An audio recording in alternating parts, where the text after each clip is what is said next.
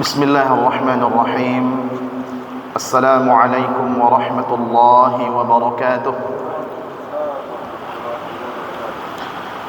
الحمد لله على إحسانه، والشكر له على توفيقه وامتنانه.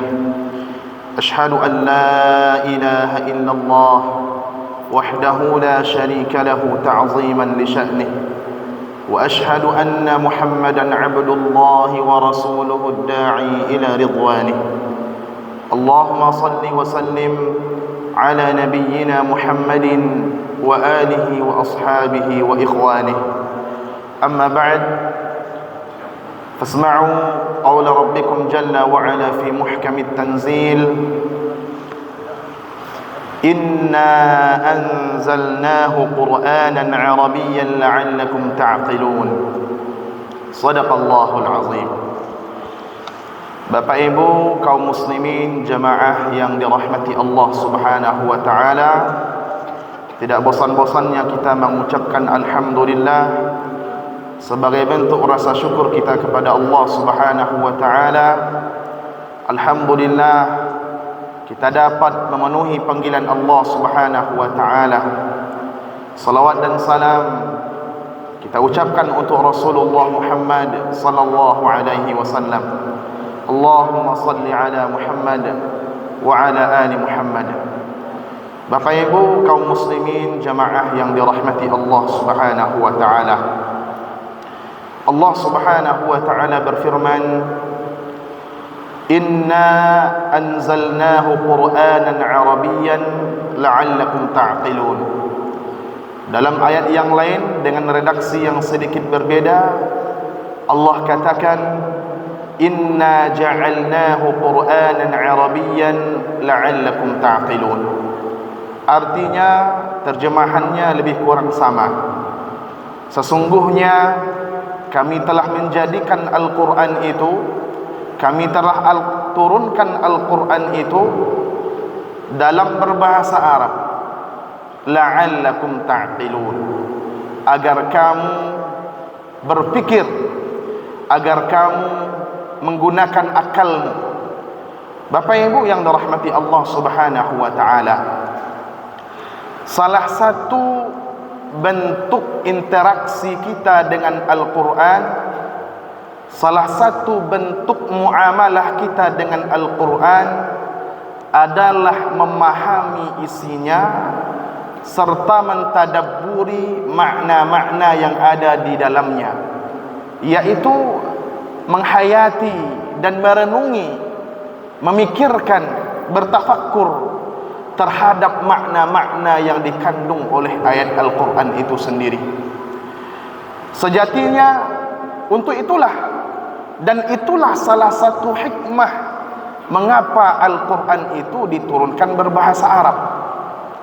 La'allakum ta'qilun, agar kamu berpikir, agar kamu menggunakan akalmu. Dalam tafsir Ibnu Katsir dan dalam tafsir At-Tahrir wa Tanwir dikatakan bahawa makna ta'qilun ini adalah tafhamun, agar kamu memahami, au yatadabbarun au tatadabbarun, agar kamu mentadabburi maknanya. Kaum muslimin jamaah Jumat yang dirahmati Allah Subhanahu wa taala, karena Al-Quran ini luar biasa maknanya hadirin. Al-Quran ini di dalamnya ada kisah, di dalamnya ada janji-janji Allah Subhanahu wa taala untuk orang-orang yang beriman. Di dalamnya ada ancaman-ancaman Allah Subhanahu wa taala. Di dalamnya ada sumpah-sumpah Allah. Di dalamnya ada hukum-hukum. Di dalamnya ada perumpamaan-perumpamaan, permisalan-permisalan yang kalau kita renungi dan kita pikirkan dengan baik, maka akan mendatangkan kebaikan yang sangat besar pada diri kita. Bahkan Allah Subhanahu wa taala di dalam Al-Quran menyuruh kita untuk memikirkan, mentadabburi makna-makna yang ada di dalam Al-Quran.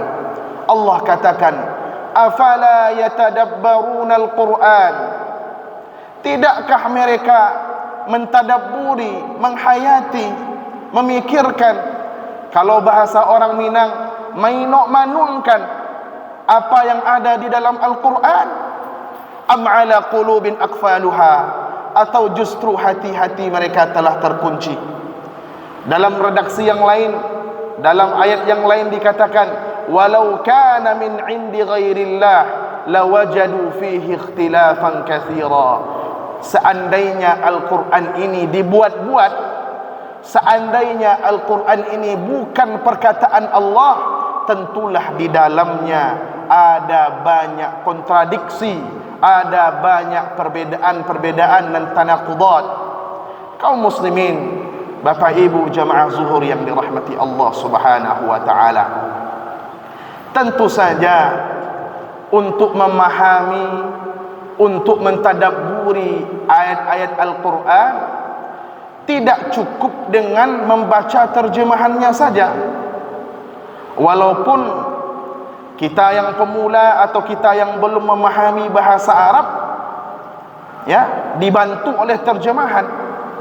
Akan tetapi hadirin, supaya lebih memahami, lebih mentadabburi dan lebih meresapnya makna-makna Al-Quran ke dalam hati kita, maka kunci utamanya hadirin, kunci utamanya tidak lain dan tidak bukan adalah bahasa Arab. Kita sering melihat mungkin di YouTube, di Facebook, imam-imam di Timur Tengah sana, Imam Masjidil Haram, Imam Masjid Nabawi, kalau kita perhatikan bacaan Al-Quran mereka ya biasa-biasa saja. Malahan mungkin bacaan Al-Quran orang Indonesia lebih banyak cengkoknya. Tetapi mengapa ketika membaca Al-Quran, ada di antara mereka yang terseduh-seduh, ada di antara mereka yang menangis, ada di antara mereka yang bahkan keluar menetes air matanya ketika membaca Al-Quran itu hadirin. Ternyata bukan suara, bukan irama yang merdu, melainkan makna yang dalam makna Al-Quran tadi atau makna ayat tadi begitu meresap ke dalam hatinya, begitu meresap ke dalam sanubarinya, sehingga dia menangis. Ini hadirin yang dirahmati Allah Subhanahu wa taala. Maka dari itu, kalau seandainya kita paham bahasa Arab, kita paham apa makna dari ayat Al-Quran tadi, apa makna ayat yang kita baca dalam solat, maka tentu ini adalah sebuah keutamaan. Tentu kita akan menikmati apa yang kita baca. Al-Imam Abu Ja'far At-Tabari rahimahullahu ta'ala mengatakan, ajibtu liman yaqra'ul Qur'an wa la yafhamu ma'anihi kaifa yataladzadzu bihi. Saya ini takjub, saya ini heran dengan orang yang baca Quran tapi tidak paham apa maknanya. Bagaimana caranya dia meresapi, menikmati bacaan Al-Qur'annya itu? Maka supaya kita lebih menikmati bacaan Al-Qur'an itu, supaya kita lebih bisa mentadabburi makna-makna Al-Quran itu, tidak ada jalannya hadirin, tidak ada kuncinya, kecuali salah satunya adalah dengan memahami bahasa Al-Quran itu sendiri, tidak lain dan tidak bukan bahasa Arab. Aqulu qawli hadha wa astaghfirullah li wa lakum fastaghfiruhu innahu kana ghaffara. Nasrun minallah wa fathun qarib. Banyak maaf. Assalamualaikum warahmatullahi wabarakatuh.